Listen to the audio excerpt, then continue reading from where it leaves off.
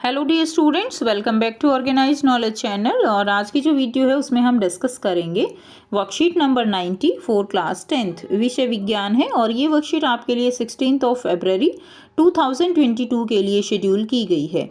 आज की जो वर्कशीट है प्यारे बच्चों, उसमें हम कार्बन एवं इसके यौगिक जो हमारा चैप्टर है उसका रिवीजन हम कंटिन्यू करते हुए आगे पढ़ेंगे। पिछली वर्कशीट में हमने पढ़ा कि एकल आबंध, द्वि आबंध और त्रिआबंध क्या होते हैं और जो सहसंयोजी आबंध है वो किस तरह से बनते हैं। इस वर्कशीट में हम कार्बन के अपर रूप के बारे में पढ़ेंगे।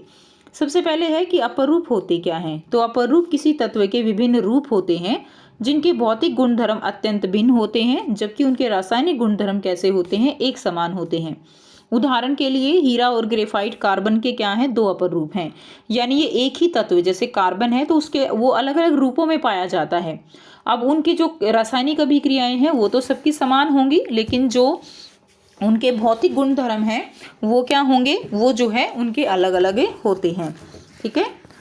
अब सबसे पहले जो है यहाँ पर दिया गया है संरचना।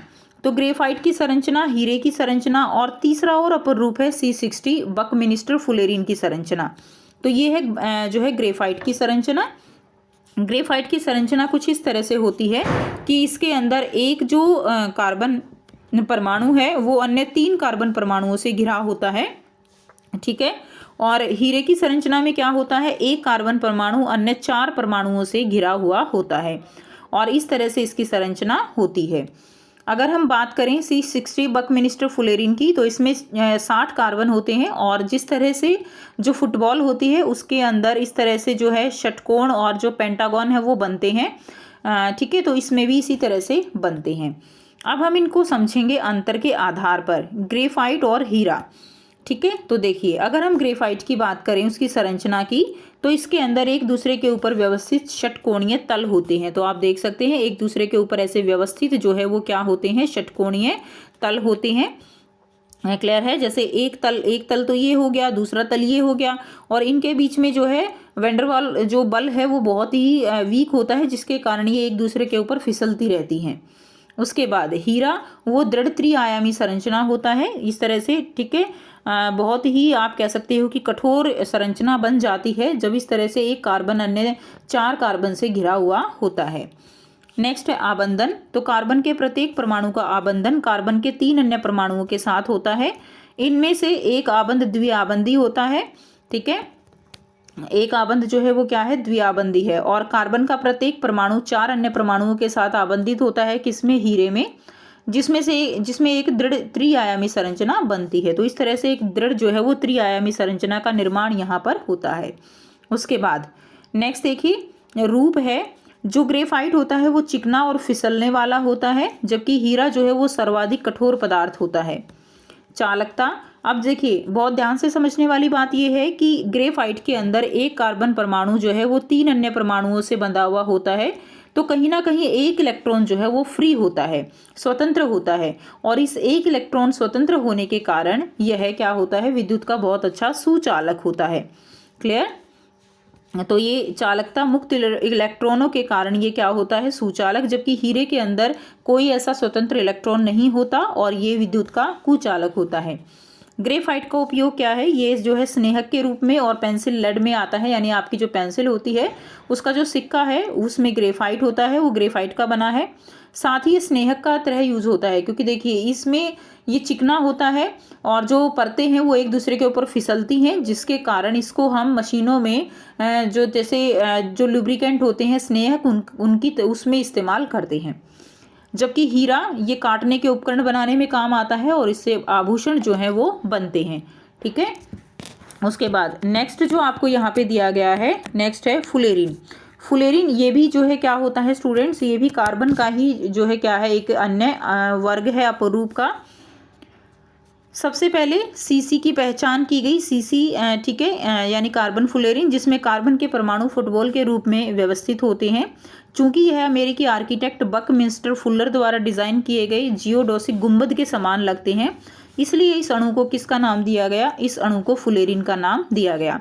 यानी इसकी जो शेप है वो जो अमेरिकी आर्किटेक्ट थे बकमिनिस्टर फुलर, उनके द्वारा डिजाइन किया गया जियोडोसिक गुंबद उसकी तरह लगता था, इसीलिए इसका नाम क्या दिया गया, इसका नाम फुलेरिन दिया गया। और इसमें जो कार्बन की अरेंजमेंट है वो फुटबॉल के रूप में है। आइए अब अभ्यास करें। अब आपको यहाँ पे 5 जो है प्रश्न दिए गए हैं जिनके आंसर हम 1 बाय 1 करेंगे। पहला प्रश्न है, फुलेरिन में कार्बन परमाणुओं की न्यूनतम संख्या कितनी होती है और इसका आकार क्या होता है। तो फुलेरिन में कार्बन परमाणुओं की न्यूनतम संख्या जो है वो 60 है और इसका आकार जियोडेसिक गुंबद की तरह होता है।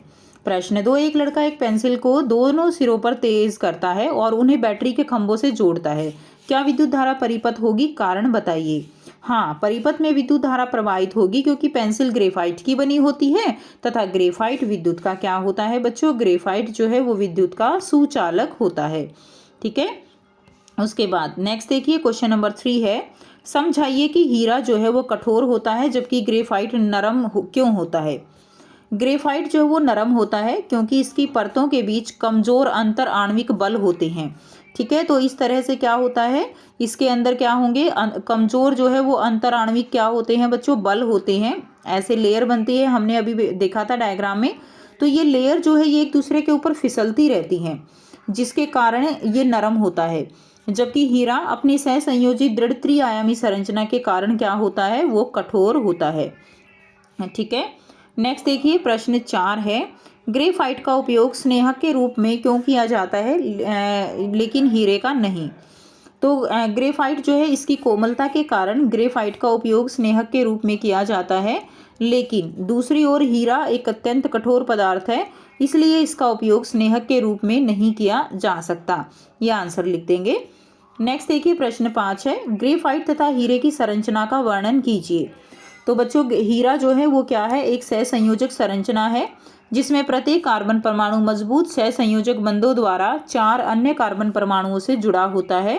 कार्बन परमाणु एक नियमित दृढ़ त्रिआयामी संरचना बनाते हैं, जबकि ग्रेफाइट में आपको बताना है, ग्रेफाइट में क्या होगा, ग्रेफाइट में प्रत्येक कार्बन परमाणु सहसंयोजक बंधों द्वारा 3 अन्य कार्बन परमाणुओं से जुड़ा होता है। कार्बन परमाणु परमाणुओं की षटकोणीय व्यवस्था के साथ परतें बनाते हैं। ठीक है, यानी षटकोणीय व्यवस्था जो है उसके अंदर बन जाती है, जैसा हमने डायग्राम में समझा था। तो ये थी स्टूडेंट्स आपकी आज की बच्चों साइंस की वर्कशीट, जिसमें हमने समझा कि अपर रूप क्या होते हैं, यानी एक ही तत्व के ऐसे पदार्थ जिनके रासायनिक गुण समान होते हैं लेकिन भौतिक गुण जो है अलग अलग हो जाते हैं। और उसमें सबसे इम्पोर्टेंट आप हीरे और ग्रेफाइट की संरचना में अंतर करोगे। और ये जो क्वेश्चन इस वर्कशीट में दिए गए हैं सारे ही क्वेश्चन आपको जो है यहाँ से काफ़ी इम्पोर्टेंट हो जाते हैं और साथ ही सारे क्वेश्चंस को आप समझोगे। क्लियर है। और काफ़ी स्कोरिंग चैप्टर है ये आपका, क्योंकि पोर्शन बहुत कम है और क्वेश्चन इसमें कुछ ही सेलेक्टेड क्वेश्चंस बनते हैं, इसीलिए बहुत ज़्यादा स्कोरिंग चैप्टर ये आपके लिए है। इसको अच्छे से आपको कवर करना है। सो वीडियो अच्छी लगी तो वीडियो को ज़रूर से लाइक कर दीजिए, शेयर कर दीजिए और चैनल को सब्सक्राइब कर लीजिए। So thanks for watching, have a nice day.